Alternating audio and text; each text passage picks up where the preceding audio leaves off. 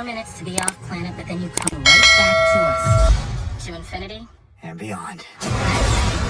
You are clear for hyperlaunch. Beep boop, beep boop, beep boop.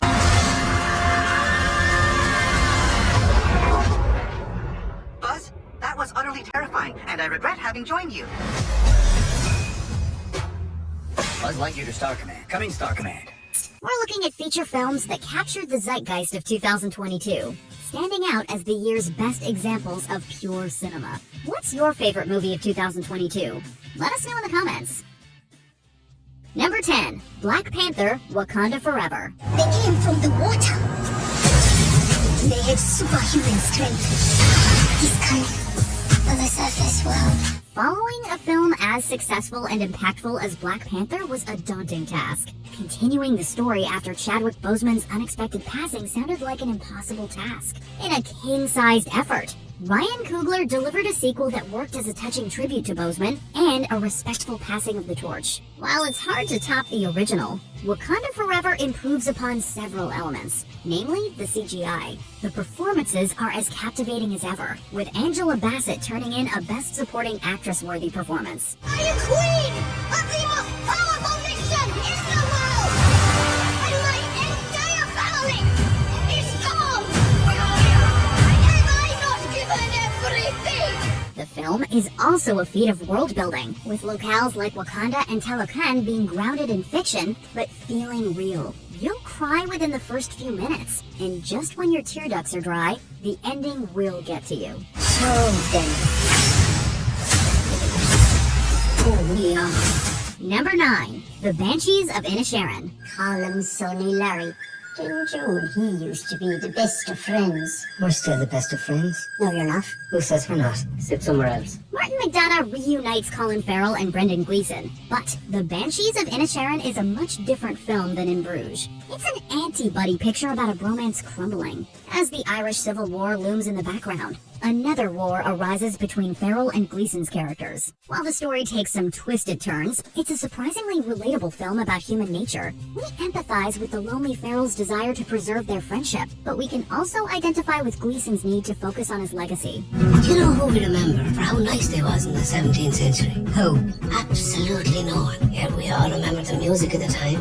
Everyone to a man knows Mozart's name. Stuck in the middle is Carrie Condon in a breakthrough role as Farrell's sister, who dreams of a better life beyond her dreary island. Funny, tragic, and at times almost mystical, Banshees is a profound breakup movie unlike any other. Why aren't you talking to Parry no more?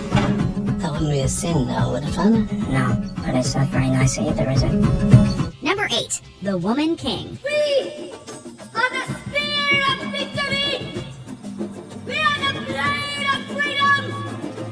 We are the Homeland! Hollywood historical epics aren't what they used to be. The Woman King takes us back to a bygone era of rousing battles and almost Shakespearean drama, but with a few progressive twists. Viola Davis is such a commanding screen presence that it's a wonder why she hasn't played more action heroines. It's difficult to imagine anyone other than Davis starring as General Naniska, who leads an equally fierce ensemble that includes the charismatic Lashana Lynch and relative newcomer Tuso Mbedu. But you don't know where you're going.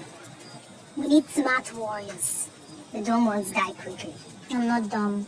Then show me. With her debut film over 20 years ago, Love and Basketball, director Gina Prince Bythewood sought to normalize seeing women in athletic roles. The Woman King pulls off a similar feat, but on a grander scale, showing women everywhere there's a warrior and leader within. To the victor!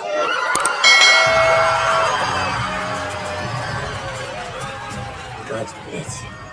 The gods will keep you safe. Number 7, Avatar: The Way of Water. Let's get it done.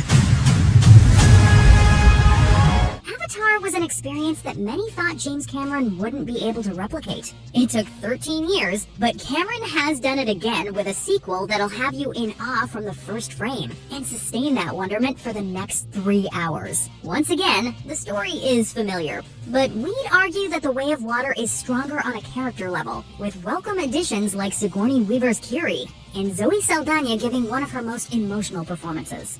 This is our home! I need you with me. And I need you to be strong. Cameron Nolan excels in the visual storytelling department, taking us to new parts of Pandora that are atmospheric, layered, and jaw-droppingly gorgeous. The action sequences are also among Cameron's best, the climax being a triumph of cinema. 3 more sequels? Yep, we're in. The way of water connects all things. Before your birth and after your death. Number 6, The Batman. The city's angry, scarred, like me. There are several live-action Batman movies, but Matt Reeves' interpretation stands out for an assortment of reasons. It's arguably the first to feel like a genuine detective movie. We can't think of a superior villain to challenge Batman's detective skills than the Riddler, who has never felt more menacing or grounded thanks to Paul Dano. You showed me what was possible. You showed me all it takes is fear and a little focused violence. You inspired me. Out of your goddamn mind. Colin Farrell's Penguin and Zoe Kravitz's Catwoman are also among the best versions we've seen of those classic characters. The story belongs to Robert Pattinson's Batman, though. When we say that, we mean that Bruce Wayne largely takes a backseat to his alter ego. It goes to show that Bruce is the true Mask, in a story that sees a young Batman decide what kind of hero he wants to be. I have to become more. People need hope. Number 5, The Fabelmans. You dismiss what he does that's playful or imaginative. You could afford to be a little encouraging. The Fabelmans might not be Steven Spielberg's absolute best movie, but it is his most personal. And for anyone who's grown up watching Spielberg's films, this family drama is bound to be a deeply personal experience as well. Between Michelle Williams' angelic mother figure and Paul Dano's more practical father figure, we receive a better understanding of how Spielberg became the filmmaker he is today. I'm asking you to do this now for your mom. Yeah, and I said that I will, just not tomorrow.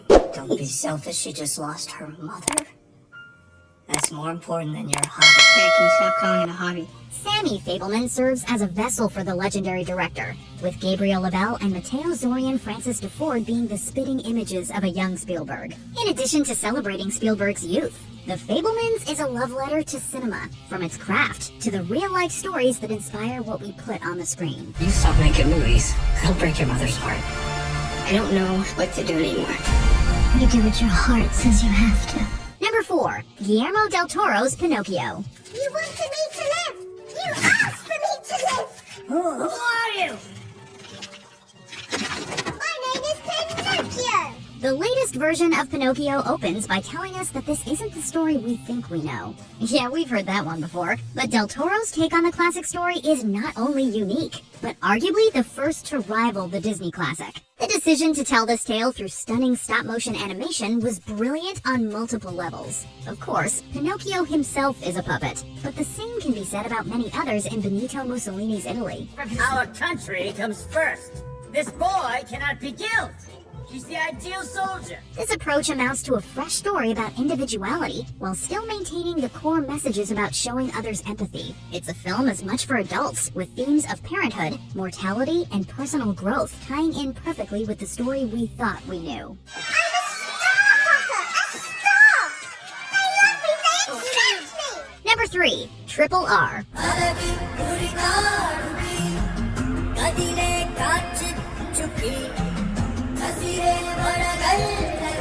Sometimes the simplest titles pack the most powerful punches. When we think of contemporary epics, Triple R immediately comes to mind. Epic is just one genre this beast of a motion picture manages to encapsulate. It's also 2022's most invigorating musical and most satisfying buddy picture, with insanely inventive action sequences that put most Hollywood blockbusters to shame. You might be wondering how one film can flawlessly balance so many elements that seemingly shouldn't go together. Simply put, it's an experience you need to see to believe. Director S.S. Rajamouli had already produced some of India's most successful films. Still, he outdid himself with this Herculean effort that will have you rising, roaring, and revolting against more conventional entertainment.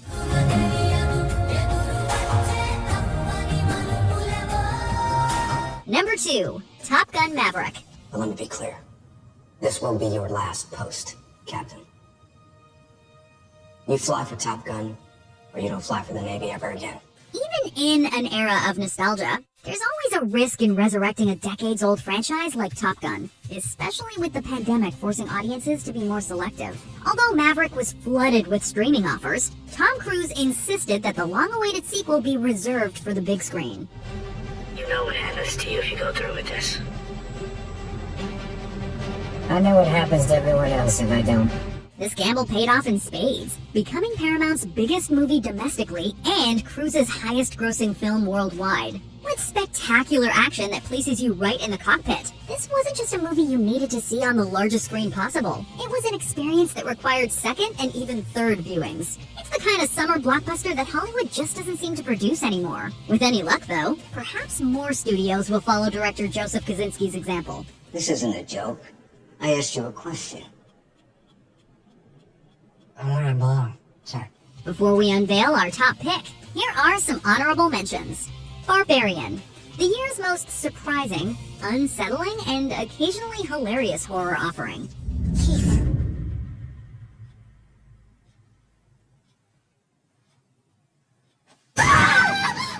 Glass Onion, a Knives Out mystery. Rian Johnson pulls the rug out from under us again in the best way possible. Ladies and gentlemen, there's been a murder, and the killer is in plain sight. For at least one person, this is not a game. The Northman, Robert Eggers' grandest and most gorgeously shot film yet. I am Hamlet the Beowulf, son of King Arvan and Warraven, and I am his virgin! All Quiet on the Western Front, a worthy successor to the 1930 Best Picture winner that stands on its own.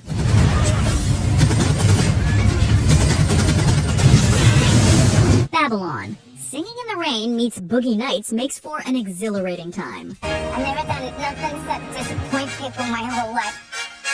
But I made it on my terms, not theirs. Number 1. Everything Everywhere All at Once. Evelyn. What are you doing? I'm learning to fight like you. Everything Everywhere All at Once is something of a miracle by modern standards. A film that's funny, touching, heart-racing, visually ambitious, philosophically stimulating, and boldly original. To top it all off, audiences sought the film out almost through word of mouth alone, making back almost 4 times its $25 million budget. The exceptional ensemble includes a career best performance from the legendary Michelle Yeoh, a comeback from Ke Huy Quan, and a star-making turn from Stephanie Hsu.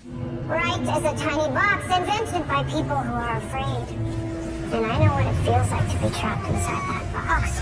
In more ways than one, the film is the equivalent of an everything bagel. It's topped with everything a true cinema-goer could ask for. It is possible to have too much of a good thing, but the Daniels knew exactly how much to bite off with this tour de force. Hey, you said I was the wrong one.